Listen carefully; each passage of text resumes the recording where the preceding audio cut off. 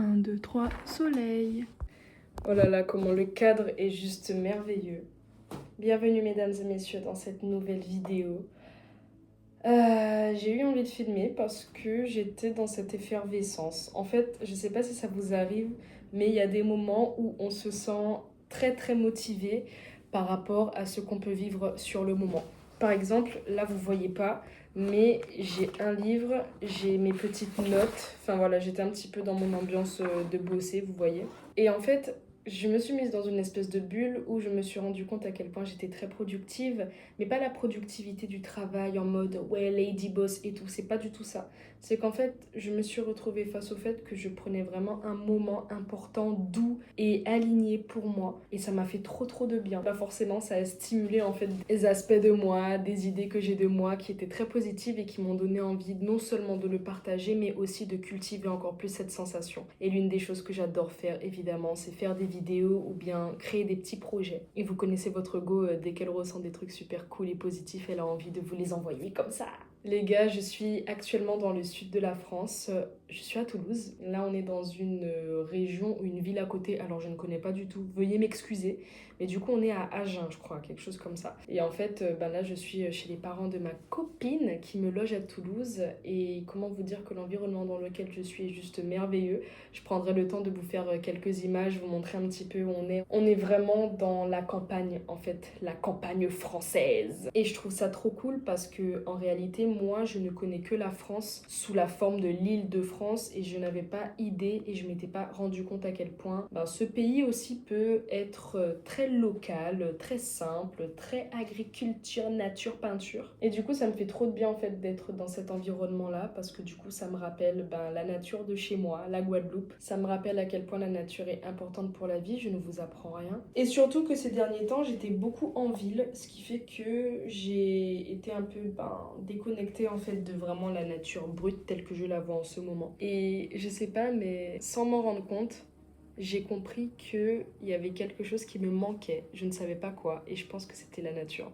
Mais juste le naturel des choses, vous voyez. Je suis quelqu'un, je sais super bien m'adapter à mon environnement, j'ai vraiment pas de souci avec ça. Mais je fais partie de ces personnes qui ont toujours, au bout d'un moment, besoin de se retrouver avec eux-mêmes. Un petit bourdon.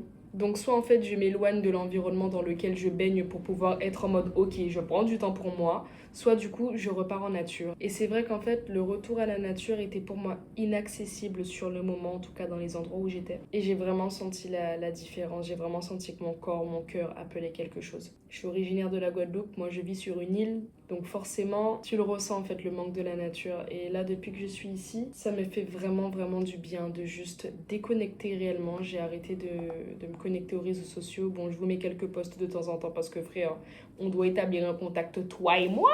Mais à part juste pour vous donner des nouvelles ou simplement pour respecter les posts que je me suis imposés parce que c'est mon taf et que l'algorithme, il faut que je le maintienne, je suis vraiment pas là et ça me fait vraiment beaucoup de bien. Ici, je mange local parce que en fait, on se rend pas compte, mais la France, c'est une nature de ouf. Je pense qu'on ne connaît pas la France telle qu'elle est censée être connue. La vraie France, c'est pas l'Île-de-France, le Paris et tous les trucs qu'on entend partout sur CNews et je sais pas quoi. La France même, c'est la campagne, c'est super beau, c'est super chill. Je suis en France là actuellement, c'est une dinguerie. Il fait juste un petit peu froid en ce moment. Pour vous donner un petit peu un récap de ce qui se passe en ce moment depuis mon voyage, je ressens à chaque étape qu'il y a toujours un petit changement qui se crée en moi. Quand je regarde des vidéos et des photos de moi de quand je suis partie, de quand j'étais à Paris, je ressens que je ne suis plus cette personne-là, alors qu'en réalité, il n'y a même pas un mois qui sépare cette vidéo et la sensation que j'ai là. C'est pour ça que je me dis qu'en fait, vraiment, ce voyage, j'ai l'impression qu'il accélère cette espèce de processus de rencontre avec soi-même, tout simplement parce que là, je suis sincèrement moi et moi. Ce voyage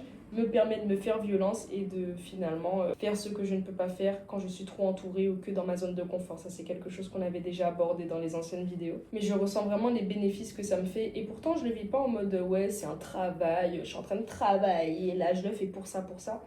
C'est qu'en fait, il y a tellement de choses qui arrivent sur mon chemin que j'ai manifesté évidemment, en tout cas ma pensée, mon état d'esprit fait que j'attire à moi des opportunités qui me permettent en fait d'expérimenter la sensation que j'ai au fond de moi. Je suis spectatrice du process et d'un process qui est super rapide.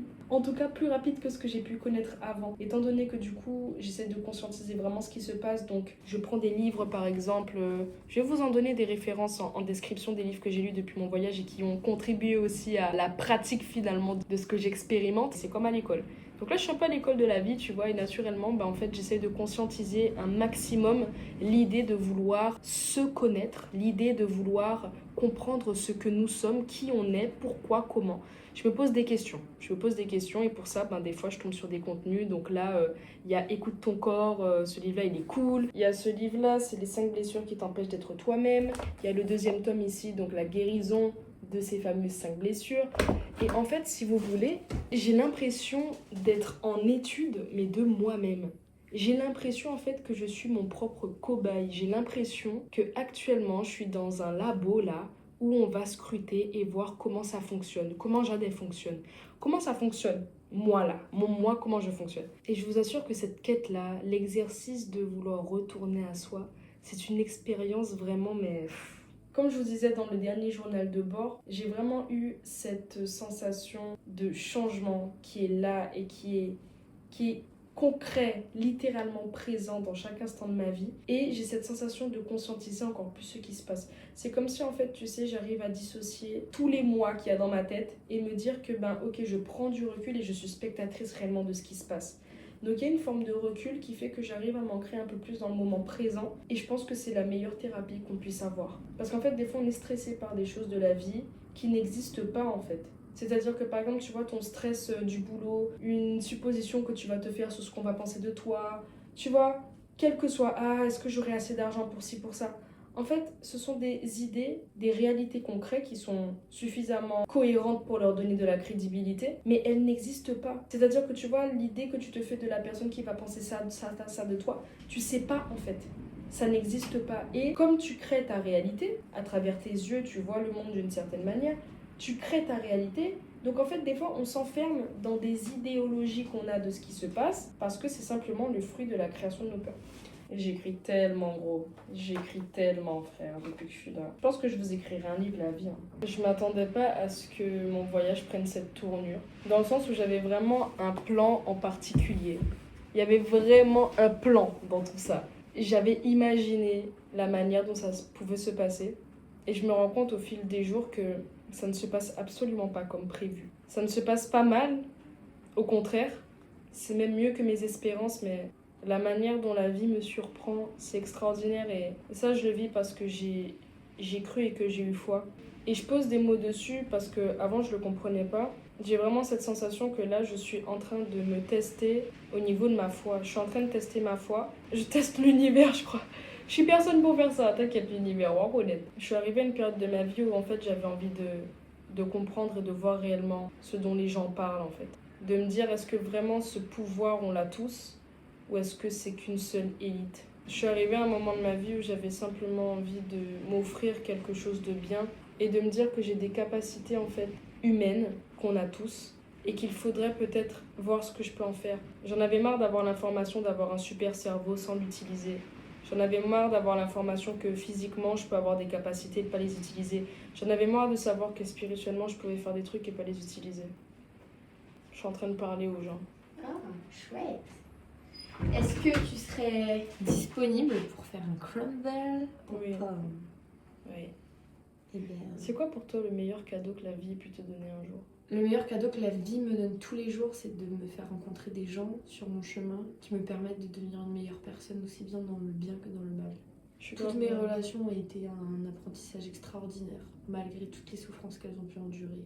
Et je remercie la vie pour ça, parce que je pense que rien n'est fait au hasard. Elle met sur ton chemin des gens qui viennent justement te faire mener des combats, tu vois. Des gens, des situations, des choses comme des situations, mais qui te font mener des combats. T'es obligé de mener des combats parce que ça te prend au plus profond de toi, tu vois.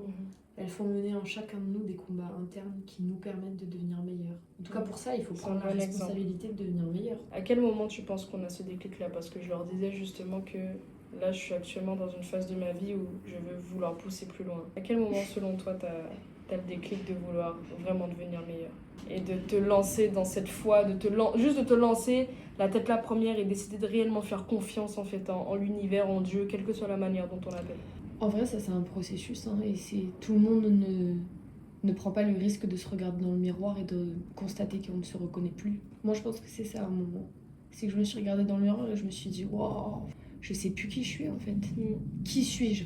Et il y a des gens qui vivent avec la désillusion d'être quelqu'un pendant des années et qui font jamais ce travail. Et il y en a d'autres qui se regardent un matin dans le miroir et qui se disent, ouais, on a un chemin à faire. J'ai pas la prétention de dire que c'est courageux, mais il faut du courage pour le faire. Parce que du coup, c'est tout déconstruire pour reconstruire. Sauf que déconstruire, Ça fait passer par des... c'est se mettre face à des choses qui font très très très mal des fois. Et auxquelles on ne s'attendait pas forcément non plus. Et je pense que dans ce processus-là, il y a des décisions à prendre, comme le fait de voir un psy, d'étudier, de faire un retour dans le passé sur son propre passé.